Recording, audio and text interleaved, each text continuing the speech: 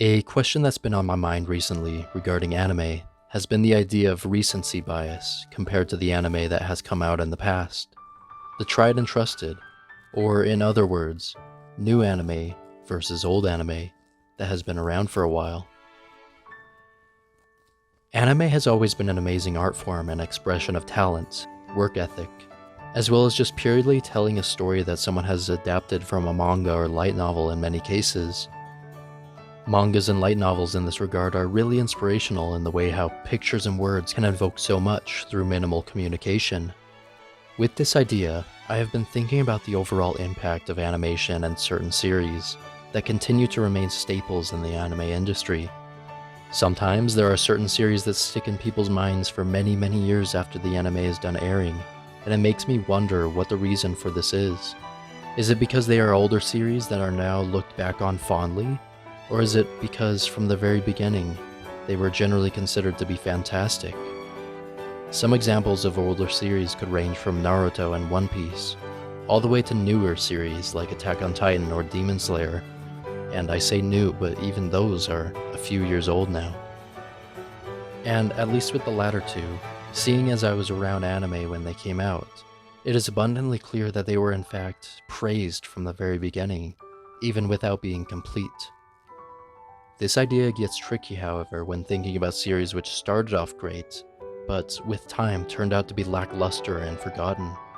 The Promised Neverland, for example, has a phenomenal first season which left viewers excited to see what happens next. The problem then became how the animation studio decided to change the script on the audience, and it impacted the show in a negative way. So too must the debate on whether a new or old series is considered a worthy piece of media. This summer, I decided to try to branch out to some of the older Kyoto animation projects, specifically ones that I had heard about, yet never ended up watching. This included The Melancholy of Haruhi Suzumiya, as well as Hyoka, respectively. Both of these anime are among the older generation of KyoAni projects, and especially with Haruhi Suzumiya, the thing is, even with time, these two series have aged like fine wine. It's clear to see why they are still among some of the most popular from this studio, and it's solidified in my mind that in many cases, the anime that you hear about from older years are also some of the most influential and prolific in their impact. The thing about new anime is that they are untested, and you never know if a series is going to go awry, or whether or not it will become a staple in the anime community. There is a sentiment by French novelist Alain Robbe-Grillet that sums up my thoughts perfectly on this idea of old art versus new.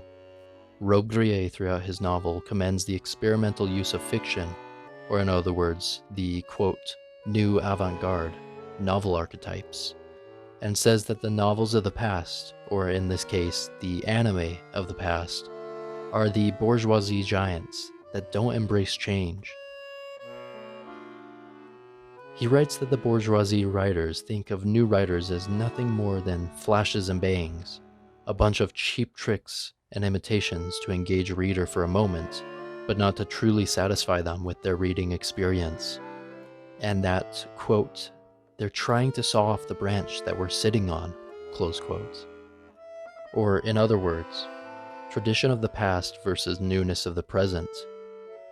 Robbe-Grillet goes on to say that while writers complain about the new experiments of fiction that are happening in the branches and greenness above, they cannot see their own situations and the wilting dead parts of the branches themselves.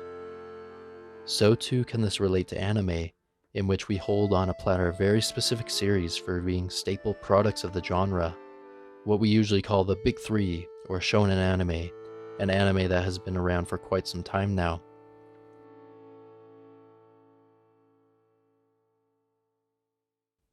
The thing about keeping with the tried and tested is that we are never able to expand our horizons and try out new tastes and senses in the industry. For example, I've talked about it a few times, but I myself am a sucker for rom-coms and slice-of-life stories. So sometimes it's hard to jump from that coziness feeling over to a new series or a new genre. It feels comfortable to stay where I'm at, and it creates a situation which I think we've all been in. When a series ends, we just rewatch the same series to fill the gap. Disappearance of Haruhi Suzumiya was an exciting and fresh new experience, which I can say is now one of my favorite wacky thriller slash mystery slash high school slice of life dramas that I've ever seen. It had huge impact on anime humor, and dry humor at that. And not to mention, it's floated around as the anime which made the trend of having the main character sit at the back of the class next to window in school animes more popular, which I just find hilarious to be coming from this series. Anyways, this is all to say that old series truly do have that spark of being classic and tested for how great they are. And although not as tested as the anime industry, if you got this far into the video, maybe this channel is something that has a spark to it. If you enjoy this type of content and discussion, please consider subscribing. We're on the road to 1,000 subscribers, and soon, with your help, we'll get there very, very soon. So please consider subscribing. And anyways, back to the video. But what about new series? I myself try to keep up on simulcasts and specific ongoing series, and I truly think that there are some amazing shows, in particular rom-coms and slice of lives right now. Days with My Stepsister is a laid-back experience that continues to make me regret watching it at night because of the slow-paced nature, and pacing continually makes me fall asleep by accident. And every time I rewatch those portions that I fell asleep to, I can't help but to commend the art and the backgrounds of each specific clip. Too Many Losing Heroines is the absolute justice for all the blue-haired girls that have lost the waifu wars in the past. And it would make my friend Ben absolutely happy to watch this one. It takes the concept of, well, the girls who got rejected by the main character, and puts them in a love triangle comedy with the main character of the series. And it's just a really fun concept to explore. Needless to say, each season has similar series that are exciting to watch, and has the opportunity to shake up the industry in the good way.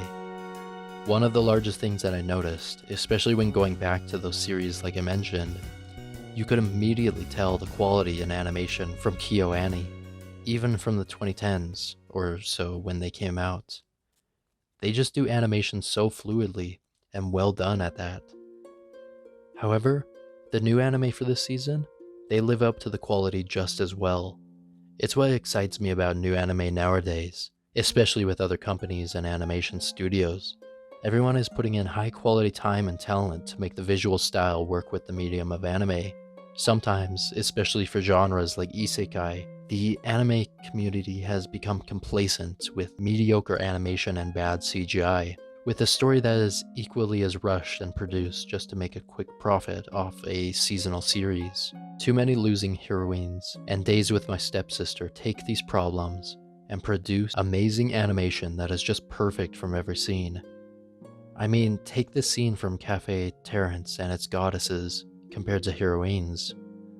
The first clip is an important moment between two of the characters, and although having a really cool background with the sky, the animation has a stiff feeling to it. Compare that to Losing Heroines, which just has a fluidity to the animation in comparison, and a feeling that every frame counts towards the end goal of telling a story. Now, this isn't to say that the animation studio is to blame for either, for I'm sure there's many decisions on how to produce an anime behind the scenes that we as viewers don't get to see. But my main point is that many new series are truly showing passions in their work, and passions like old times. Passion to tell a story for the thrill of it, rather than to meet a quota or boost manga sales with an anime adaptation. It makes me excited for the future of anime, but also hopeful for the series that may one day return for this very reason. If there's so much passion into this craft, surely there's series out there that were never translated into anime that one day might get their final anime release, or given those final seasons, which fans most desperately want for closure. So, despite Rogue Gray's hypothetical concerns about the uncertain and untested avant-garde, the experimental and almost dangerous rising of the generation of new anime, I think that we're in good hands, however, for the future of anime, especially when it comes to art direction and storytelling. As long as we, the fans, and the producers of anime, continue to expand the genre, and to look towards the future with a bright hope, I think we're in good hands, as well as the future of storytelling as a whole. Thank you so much for watching the video. Like mentioned, please consider subscribing. We're almost 1,000 subscribers, and I really want to see that goal by the end of summer. And as always, thank you so much for watching.